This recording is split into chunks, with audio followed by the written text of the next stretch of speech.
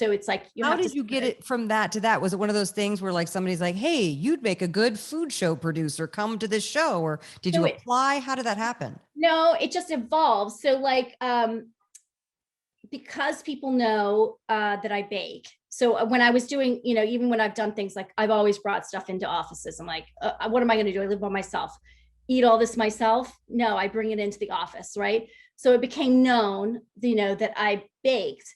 And one of the girls that I subbed in after I started styling on Extra, I did this really rough show for Food Network that was like, oh God, what was it called? Like, one of those like chef shows where it's like, they're outside cooking and cooking mealworms and like, spiders, or it's something gross, Anyway, it was one of those. And then the producer from that was like, hey, this show called me.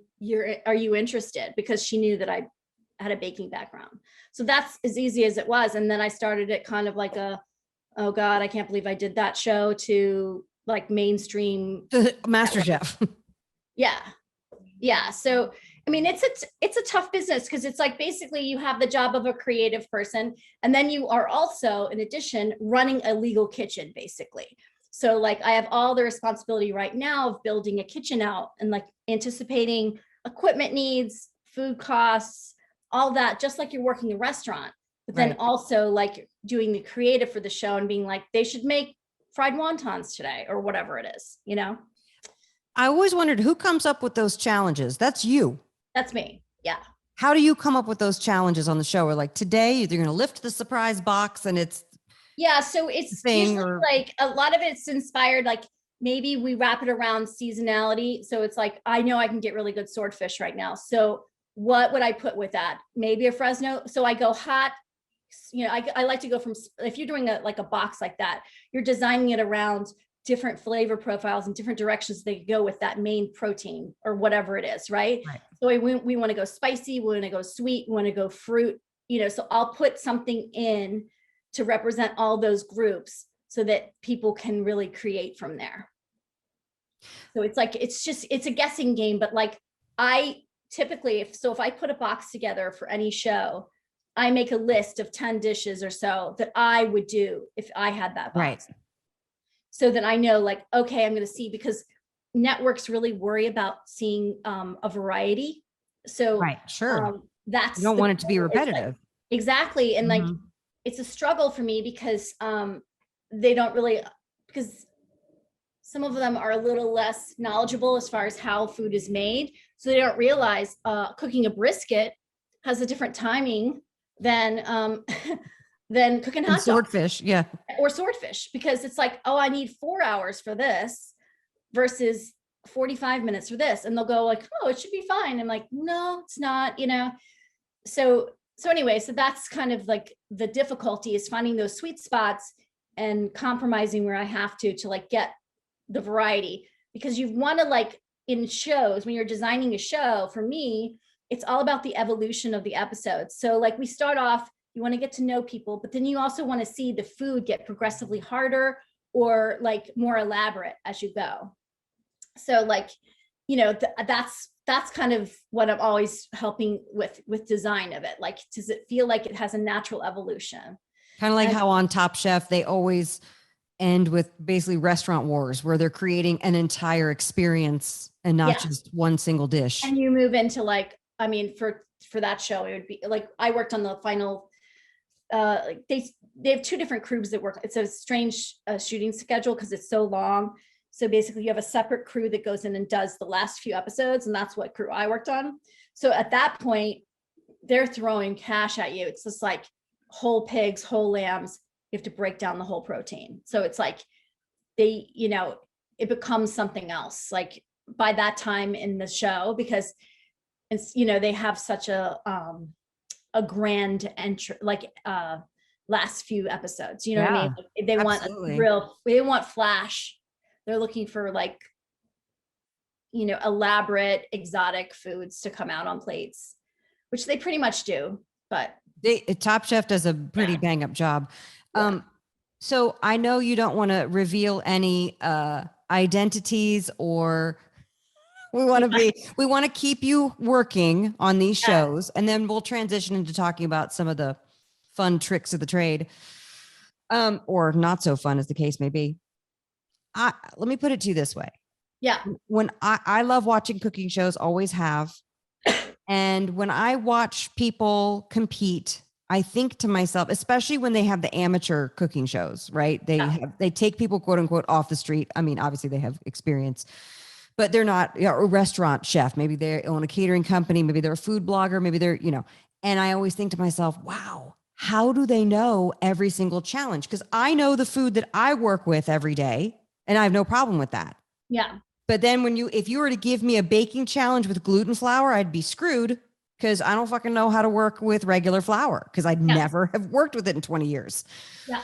So like, how do these people, do they cast people who know how to do everything? Because I'm amazed constantly. Or is that the magic of television making?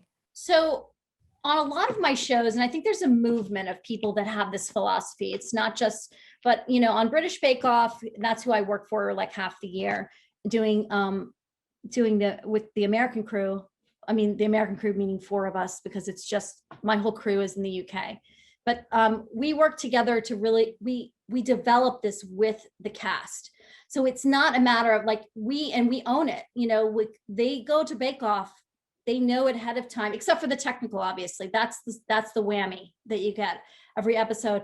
But, we take ownership of the fact, like, you don't naturally know this. I mean, I'm a baker, and let me tell you, I can make biscuits, maybe chocolate, like 4 things out of my head. Right. The rest of it is on paper, because it's so precise. Like, I don't have that kind of storage. That's what I wonder when they're like, well, I'm just making a creme anglaise. Well, I haven't made a creme anglaise in 20 years, so I would need to look at a recipe.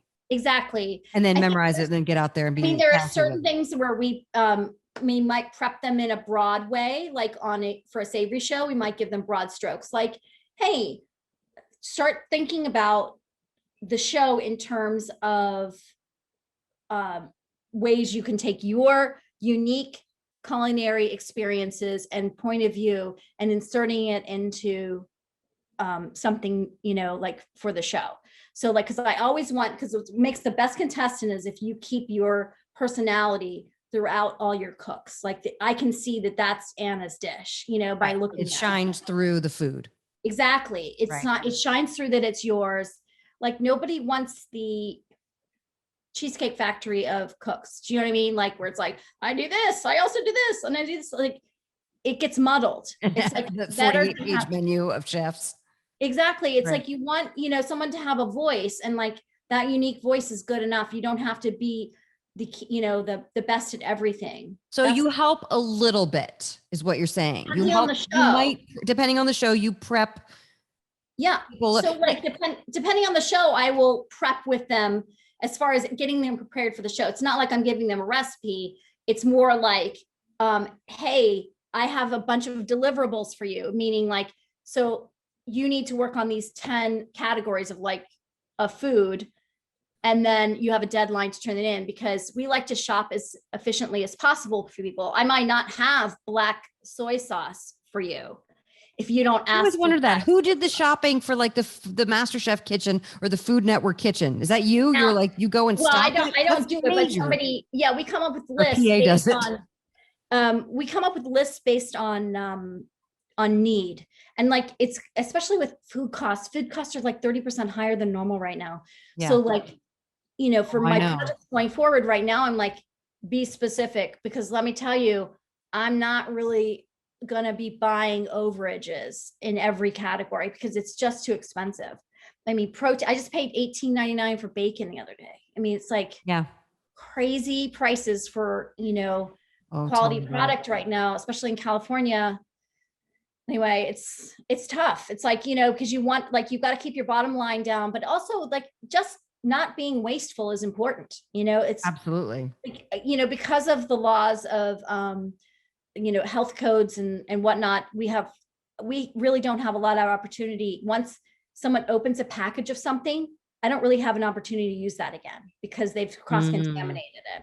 So like, unless it's sealed, like that's loss. So if they open a package of chicken and, a pork tenderloin, both of those are done for me. Right. So it gets expensive. So it's like, you have to keep all that in mind.